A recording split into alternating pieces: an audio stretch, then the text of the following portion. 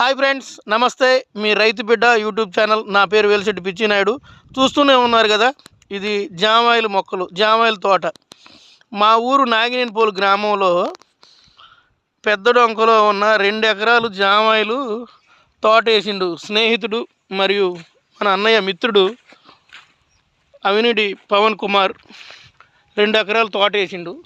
జామాయిలు తోట వేస్తే మొక్కలు చిన్న చిన్నగా చూశారుగా, ఎండిపోయినాయి. ఎందుకు ఎండిపోయినాయని ఎవరు అడగట్లేదు. అసలు ఈ పీకి బయట పెట్టారు. రాత్రి అర్ధరాత్రి వచ్చి ఈ తోట మొత్తం పీకి పక్కన పెట్టారు. తోట పీకారుగో రైతు చూడండి, ఎంత కష్టపడి పోరాటం చేసి నీళ్లు పెట్టి సాగు చేస్తే పీకి పక్కన పెట్టారు. చూస్తున్నారుగా. Hi brother. పీకి పక్కన పెట్టారు. ఈ అన్నయ్యది చేను. ఈ 2 ఎకరాలు ఏదన్నా గొడవలు పంచాయతీలు ఉంటే కూర్చొని మాట్లాడుకోవాలా, ఊళ్ళో పెద్ద మనుషులు ఉన్నారు, ఏదైనా ఉంటే మాట్లాడుకోవాలి. కానీ ఈ రైతుల మీద పడి ఈ తోటల మీద ఇట్టా పీకి పంచాయతీ చేసినట్టు ఈ చూడండి ఎంత ఘోరంగా ఈ మొక్కలు ఎంత పెట్టుబడి పెడితే రైతు ఇవ్వాల కష్టపడి ఎండకి వానకి పోరాటం చేసి కష్టపడి చేస్తే ఈ తోట మొత్తం పీకి ఎంత చికచికాగా చేశారు. ఇట్లాంటి చర్యలు కరెక్ట్ కావు.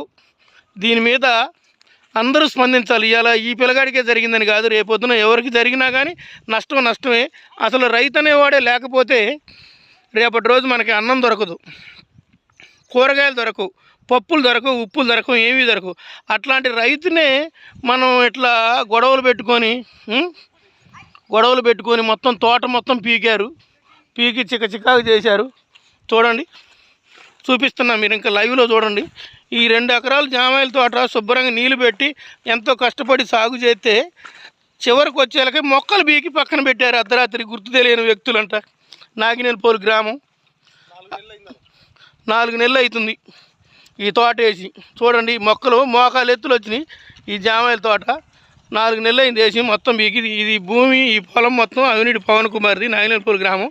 యువ రైతు ఎంతో పోరాటం చేసి కష్టపడి రైతులు మనకి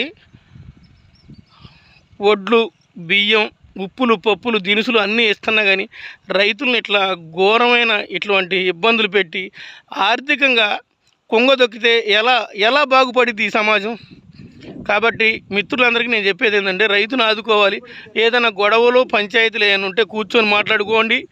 ఊళ్ళల్లో పంచాయతీల్లో పెట్టండి, పెద్ద మనుషుల దగ్గర చర్చలు చేయండి, మాట్లాడుకోండి. ఏదైనా ఉంటే మనిషి ఎదురెదురు కూర్చొని మాట్లాడుకొని సానుకూలంగా స్పందించాలి. కానీ ఇట్లా చేయడం కరెక్ట్ కాదు. దీనిని ఖచ్చితంగా కూడా భగవంతుడు కూడా క్షమించడు. ఖచ్చితంగా పాపం తలిగిద్ది, కర్మ అనుభవించాల్సిందే. ఖచ్చితంగా ఈ వీడియో చూడండి, షేర్ చేయండి, లైక్ చేయండి, సబ్స్క్రైబ్ చేయండి. ఖచ్చితంగా